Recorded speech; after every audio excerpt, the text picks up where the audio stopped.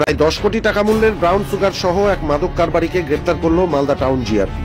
বিহারের কাটিয়ার জেলা থেকে মালদা টাউন স্টেশন আসার পথে ডাউন হাওড়া কাটিয়ার ট্রেনে জেনারেল কামরা থেকে ওই মাদক কারবারিকে গ্রেপ্তার করে মালদা টাউন স্টেশন জিআরপি। ধৃতের কাছ থেকে উদ্ধার হয়েছে 2 কেজি 98 গ্রাম ব্রাউন সুগার, যার বর্তমান বাজার মূল্য প্রায় 10 কোটি টাকা বলে জিআরপি সূত্রে জানা যাচ্ছে। বিশেষ সূত্রে খবর পেয়ে মালদা টাউন স্টেশন জিআরপি সাদা পোশাকে অভিযান চালায় ডাউন কাটিয়ার হাওড়া এক্সপ্রেস ট্রেনের জেনারেল কামরায়। ওই কামরার জনৈক এক ব্যক্তি খাবারের টিফিন কৌটায় প্লাস্টিকে মোড়ানো এই ব্রাউন সুগারগুলি মজুদ রেখেছিল। এরপরেই জিআরপির কর্তব্যরত অফিসাররা ওই মাদক কারবারিকে তল্লাশি চালিয়ে গ্রেপ্তার করে। মালদা জিআরপি সূত্রে জানা গিয়েছে, ধৃতের নাম ইসমাইল শেখ, বয়স 39 বছর। তার বাড়ি মুর্শিদাবাদ জেলার সুতি থানার চাঁদনি চক এলাকায়। মূলত নাগাল্যান্ডের ডিমাপুর থেকে মাদক কারবারিদের একটি র্যাকেটের কাছ থেকে এই ব্রাউন সুগার সংগ্রহ করেছিল ধৃত ওই ব্যক্তি।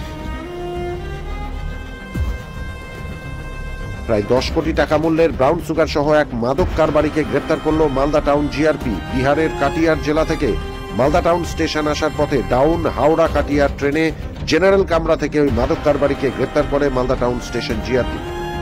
ধৃতের কাছ থেকে উদ্ধার হয় 2 কেজি 98 গ্রাম ব্রাউন সুগার।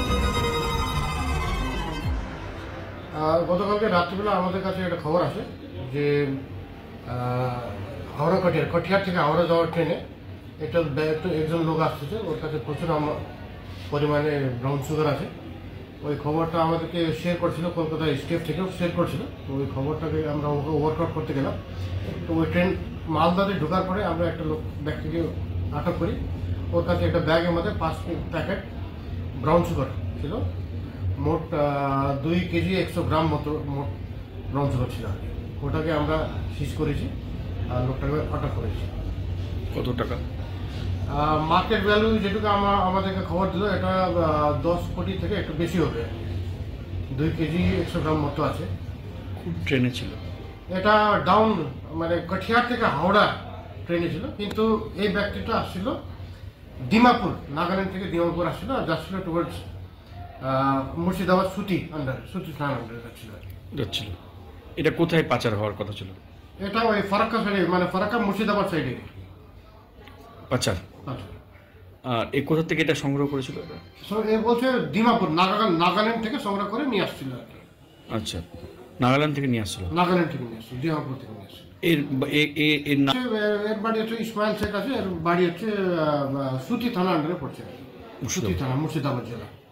আর এই ক্যারি করতে কোথায় গেছিল? গেছিল নাগাল্যান্ড গেছিল, ওখান থেকে নিয়ে আসছিল। কম্পার্টমেন্টে ছিল আগে। হ্যাঁ, জেনারেল কম্পার্টমেন্ট, জেনারেল বগির মধ্যেই ছিল। আচ্ছা, জেনারেল বগি থেকে নাম ছিল, তখন আমরা আটক করি। কিভাবে পেলেন, মানে কোথায় ছিল এতগুলো জিনিস? একটা ব্যাগের মধ্যে, একটা পিঙ্ক কালারের ব্যাগ ছিল, ব্যাগের ভিতরে রাখা ছিল। কোনো না, ব্যাগের মধ্যে ছিল, হ্যান্ডব্যাগের মধ্যে ছিল। হ্যান্ডব্যাগের মধ্যে। আর এ উঠেছিল কোথা থেকে? ওই ডিমাপুর থেকে, মানে ডিমাপুর থেকে আসলো এনজিপি অব্দি, এনজিপি থেকে ট্রেনটা বদল করে এই ট্রেনে আসছিল। থেকে উঠেছিল এনজিপি, ডিমাপুর থেকে এনজিপি অব্দি একটা ট্রেনে আসছে, এনজিপি থেকে আবার কাঠিয়ার আরেকটা ট্রেনে আসছে, ওখান থেকে আবার এই হাওড়া কাঠিয়ার ট্রেনে। আর এটা সাপ্লাই কোথায় হচ্ছিল বললেন? সাপ্লাই নাগাল্যান্ড থেকে হচ্ছিল, আর নিয়ে যাচ্ছিল মুর্শিদাবাদে সুতি থানা। আমরা আজকে কোর্টে প্রহট করছি আর 7 দিনের জন্য রিমান্ড নিব। হ্যাঁ, মানে এটা সব আসছে বাইরে থেকে।